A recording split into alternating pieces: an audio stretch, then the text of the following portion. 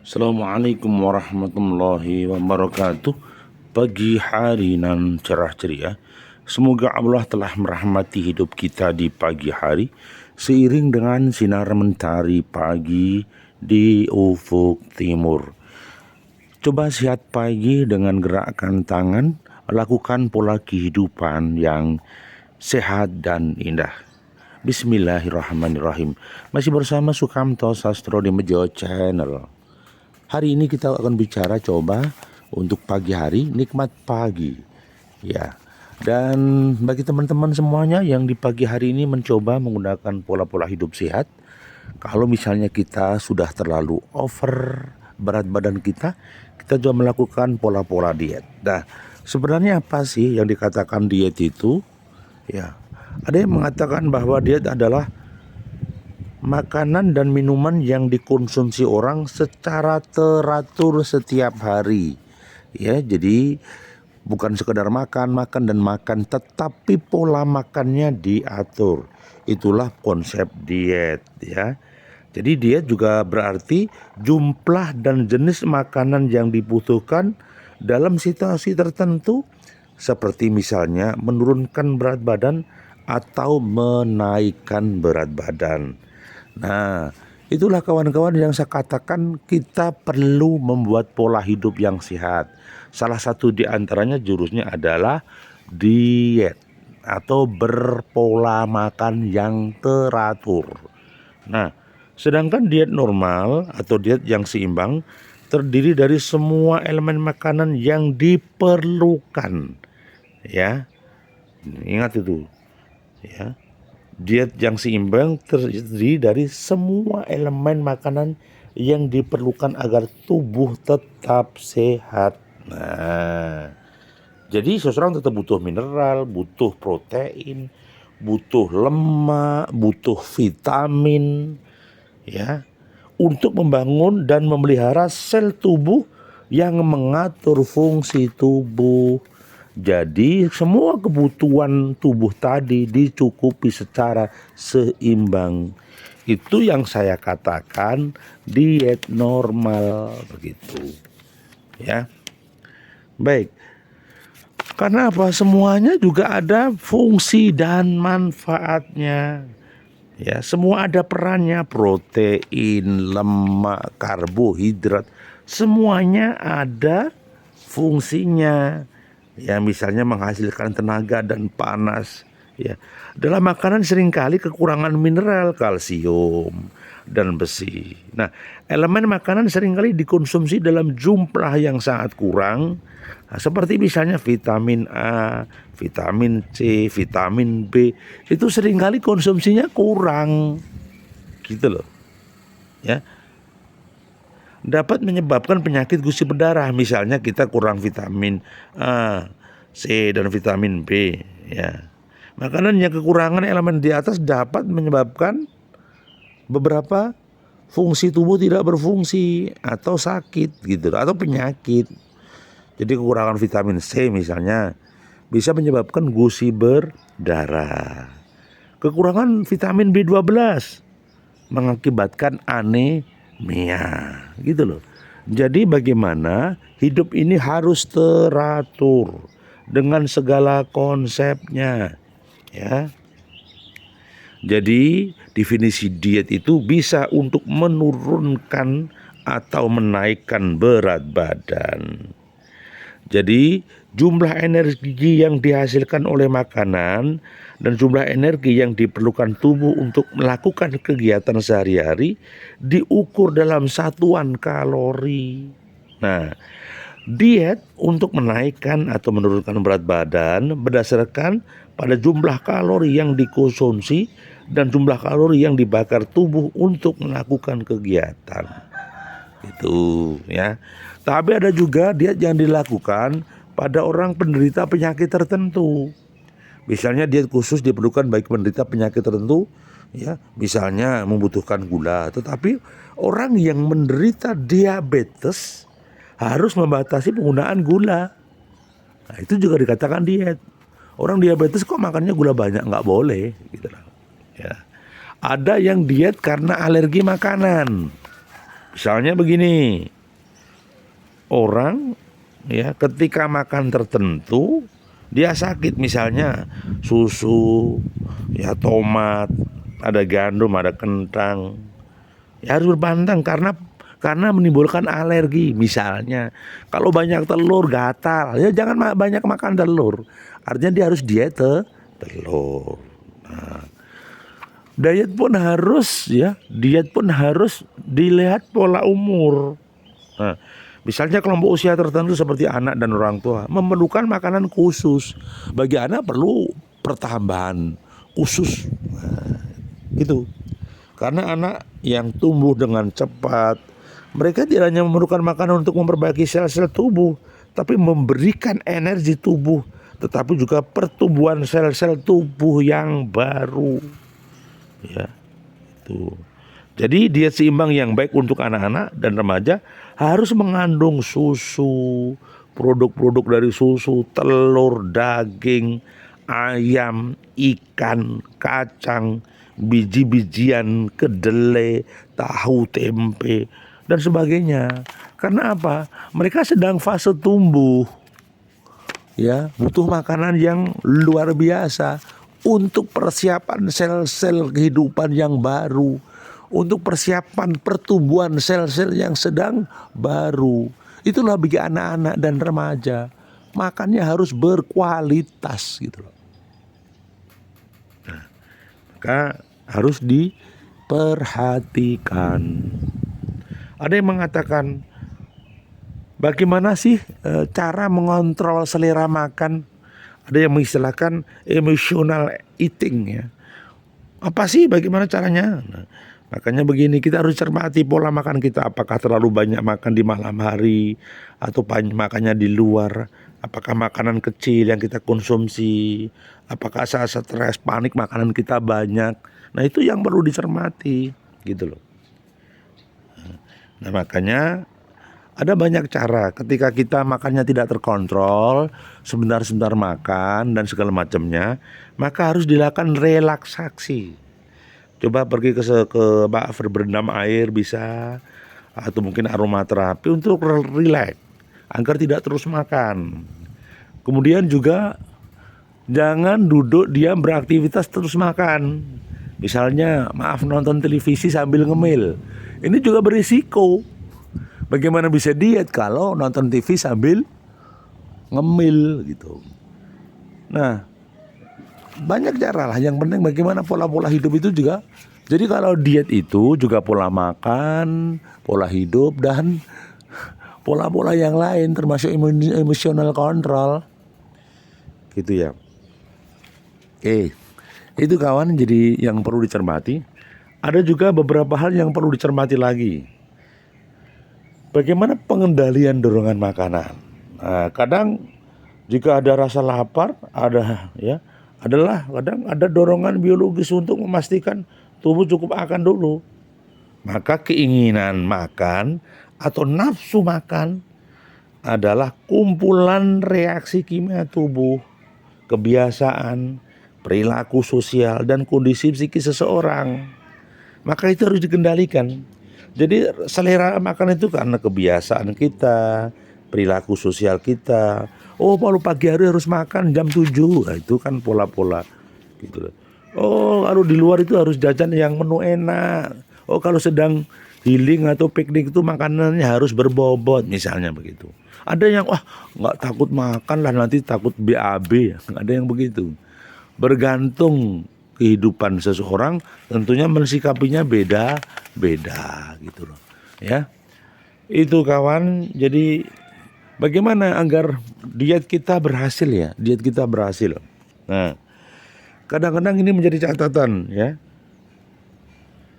Kadang-kadang diet ini kok tidak berhasil ya? Ya harus pandai.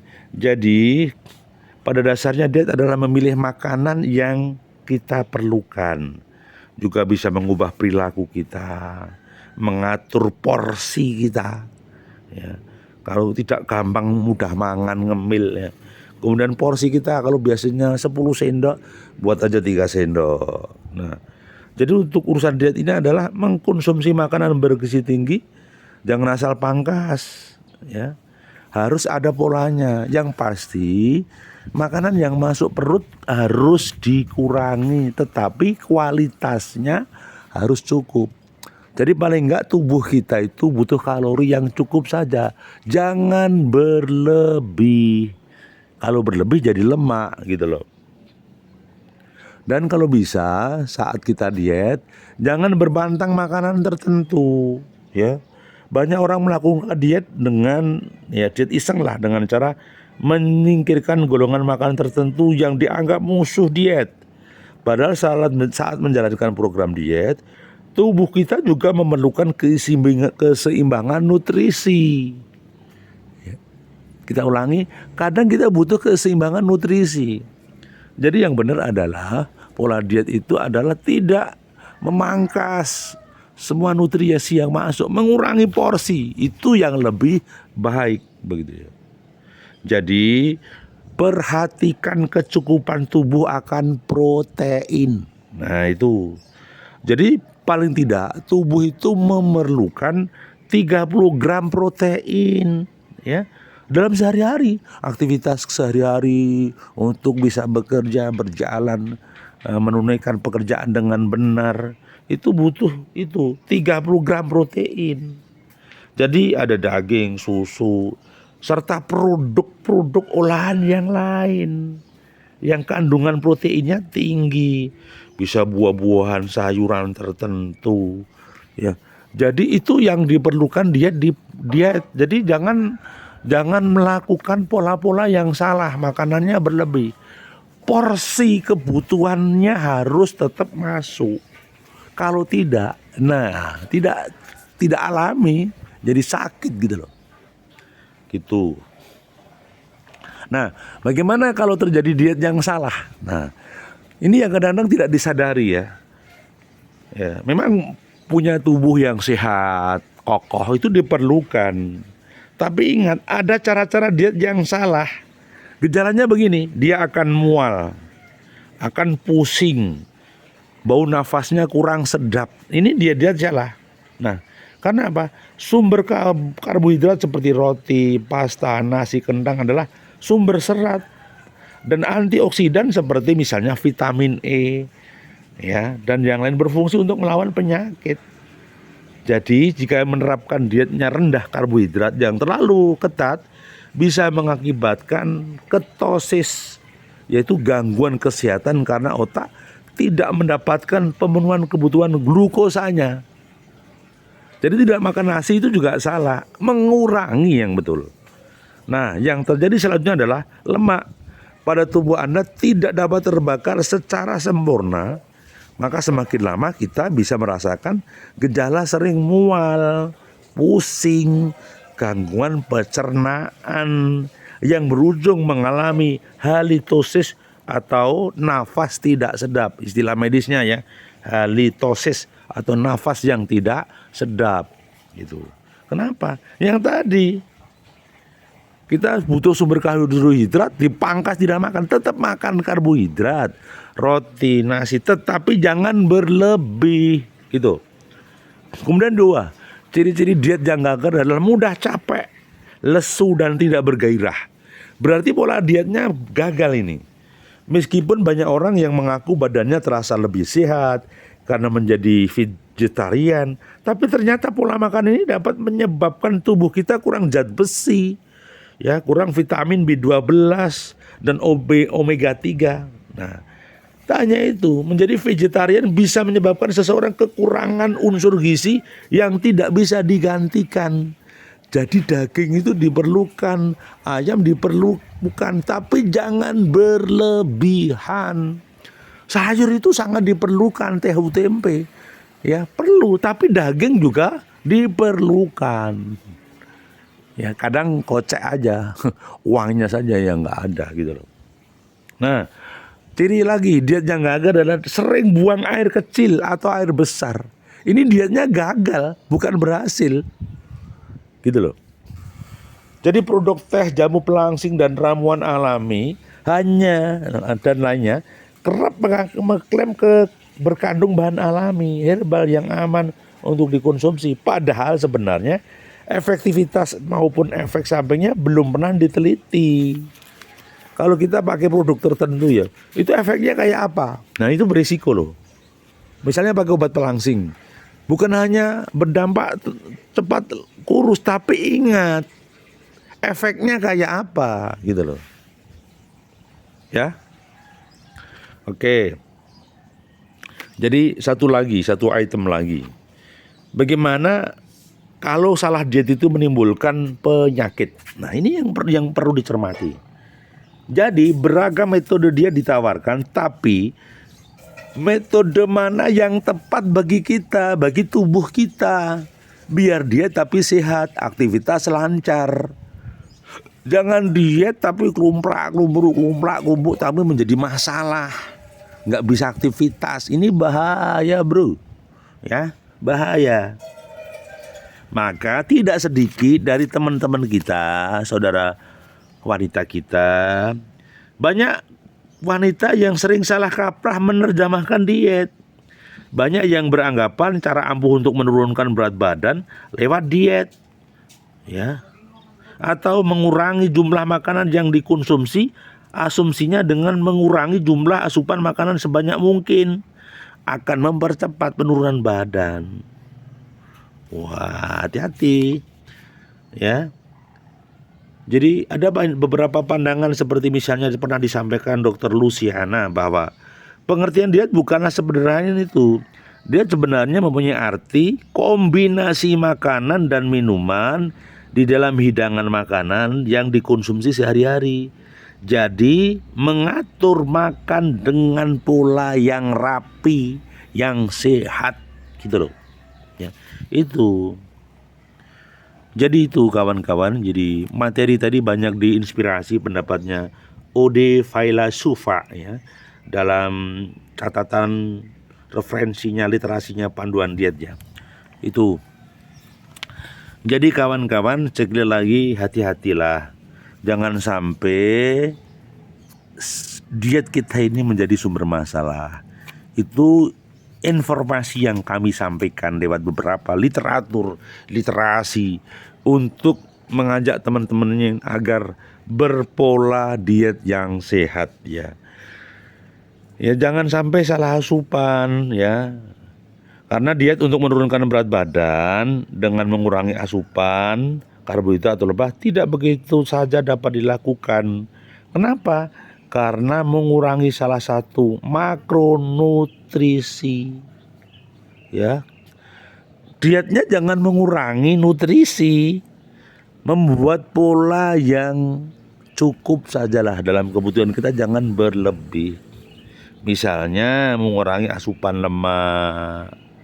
Ya, boleh mengurangi hobi makan kerupuk, cemilan, gorengan. Ya. Bisa. Jadi mengurangi gorengan, cemilan bisa menurunkan berat badan. Tapi ada juga yang sama, ada juga yang lain. Jika karbohidratnya dikurangi, maka dietnya menjadi tidak seimbang. Berat badan juga belum turun, tergantung kalori total. Tak ulangi, bergantung kalori total. Ya. Yang dikonsumsi atau dikurangi. Kenapa? Yang harus diketahui, menerapkan metode diet yang salah dapat mengakibatkan target menghilangkan massa lemak tubuh tidak tercapai. Ini terjadi karena penurunan berat badan bukan diakibatkan hilangnya massa lemak, melainkan cairan tubuh dan massa otot. Ya. Jadi, ya, seiring pagi hari ya, memilih jenis diet juga harus disesuaikan dengan keadaan tubuh.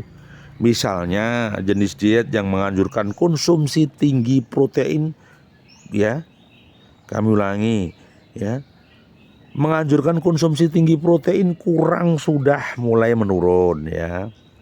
Nah itu.